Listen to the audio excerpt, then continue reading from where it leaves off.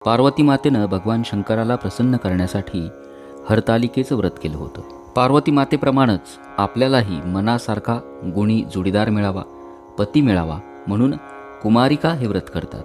तर आपल्याला अखंड सौभाग्य प्राप्त व्हावं, आपल्या पतीला चांगलं आरोग्य मिळावं, त्याला उदंड आयुष्य मिळावं म्हणून सुवासिनी हे व्रत करतात.